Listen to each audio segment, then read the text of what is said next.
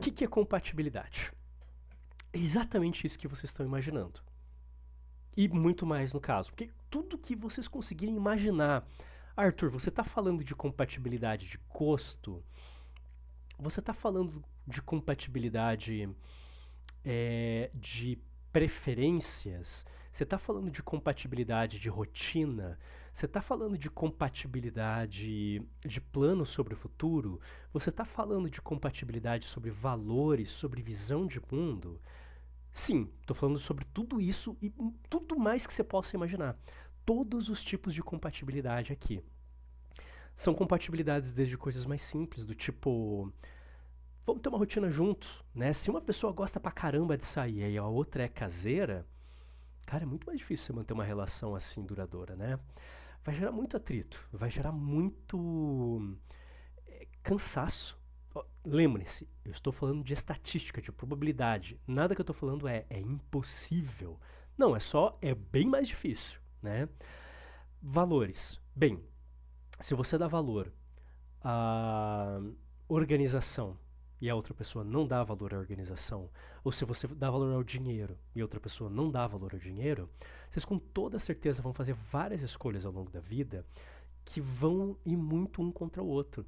E vocês, enquanto um casal ou trisal, ou seja lá o que for a relação, vocês vão precisar tomar muitas decisões em conjunto, porque elas vão respingar na outra pessoa. Né? Vocês vão estar, em alguma medida, dividindo a vida de vocês, ou mais ou menos, dependendo do tipo de relação que vocês têm.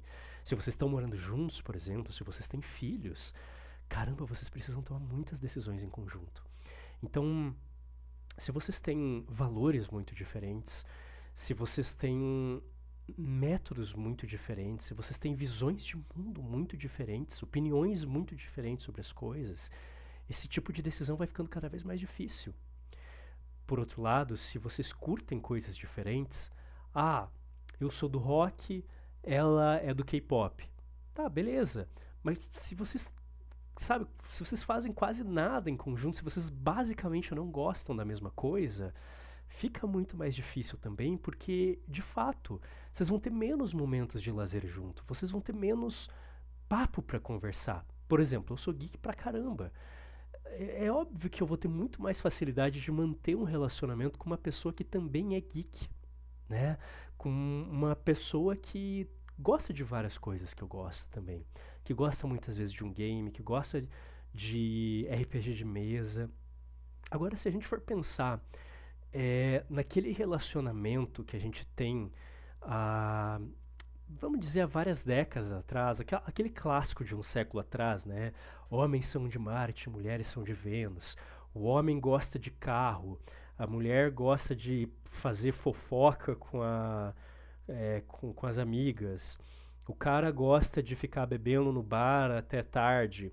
A mulher gosta de ficar bordando e cozinhando e cuidando do jardim e da casa.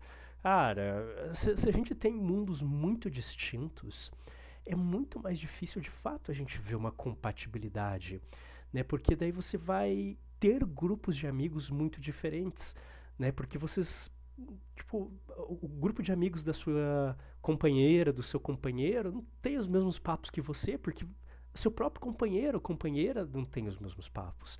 Vocês não vão muitas vezes para os mesmos rolês. Vocês vão querer fazer um Netflix and chill, né? E um vai querer filme de ação com tiro, com sangue, e a outra pessoa vai querer um filme de comédia. Não, pô, peguei um péssimo exemplo, porque na última década a indústria de comédia de Hollywood basicamente acabou morrendo, né, Arthur? Tem que falar de gênero que não tá morto no cinema ultimamente. Animação. Beleza, né? Assisti o Divertidamente 2, né? Que tá todo mundo assistindo agora, eu preciso muito assistir, aliás. É, acaba acontecendo, né, que a gente acaba tendo muito essa dificuldade.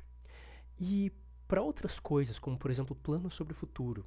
Cara, pensa em como é um belo de um tiro no pé a gente se envolver com uma pessoa, sendo que o nosso objetivo muito grande assim de vida, uma das coisas que a gente mais quer é ter um time de futebol de filhos e a outra pessoa não quer ter nenhum filho, não quer, por exemplo, engravidar, não quer parir uma criança. A pessoa, quem sabe, já tem até feito uma laqueadura ou uma vasectomia, né? Fica muito mais difícil, né? Imagine, a gente quer um relacionamento, as próprias expectativas. É, Compartilhar expectativas sobre o próprio relacionamento é muito importante. É muito difícil a gente se envolver com alguém se a gente quer algo sério e a outra pessoa não quer algo sério. Se a gente quer ser monogâmico e a outra pessoa quer ser não monogâmica, né? Então as próprias expectativas do relacionamento, elas são já algo que é muito importante nessa questão de compatibilidade, ok? E aí, de novo, eu volto naquele ponto. Não tem quantidade de amor e não tem diálogo que consiga superar uma péssima compatibilidade entre parceiros. E claro, algumas compatibilidades aqui vão pesar mais do que outras. Coisas como valores, visão de mundo e planos sobre o futuro, ou expectativas sobre o próprio relacionamento, pesam muito mais sobre o gênero, né, do que, por exemplo, o gênero musical que a pessoa curte, ou qual é o gosto da pizza que ela acaba é, preferindo ou mais odiando, né? Mas mesmo assim tudo vai se somando. Lembra que eu falei, às vezes até coisas pequenas, se são em grande quantidade, vão se somando. Isso vale aqui também, né?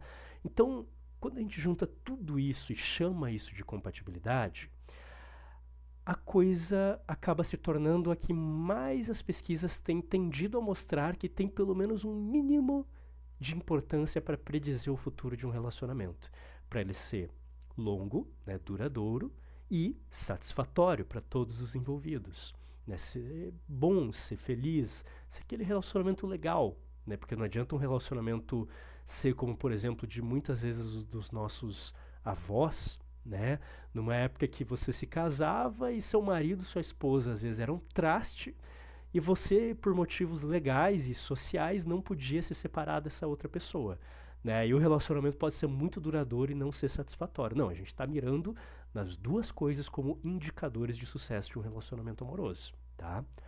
Mas eu vou voltar num ponto que eu falei agora há pouco. A gente não namora com os nossos clones. Tá? Então não existe compatibilidade perfeita. Por favor, não esperem que vocês vão achar uma pessoa que tem uma compatibilidade perfeita com vocês. Vocês vão achar pessoas com mais ou menos compatibilidade, mas nunca vai ser 100%. Eu arrisco dizer que dificilmente vai chegar em 90%. Sabe? Quem sabe uns 80% já está de ótimo tamanho. Por favor, não caiam naquela armadilha que é da monogamia romântica, né, do movimento cultural do romantismo, movimento cultural e social, que começou lá na Europa por 1800 e que eu tenho um vídeo quase que inteiro, um vídeo não, uma live quase que inteira falando sobre isso. É uma live chamada Relacionamentos Amorosos Modernos, ok? E é uma live que eu falo que de onde veio essa ideia de que a gente vai achar a pessoa perfeita, que vai nos completar, que vai fazer a nossa vida fazer sentido e que vai nos satisfazer completamente, nós vamos satisfazer completamente a pessoa. Não, se a gente pensa completamente nessa cartilha, né, de critérios, a gente vai ter uma bela de uma receita para frustração eterna. E muitas vezes a gente vai tomar muitas escolhas que vão ser muito prejudiciais para nós, assim como eu já tomei, né?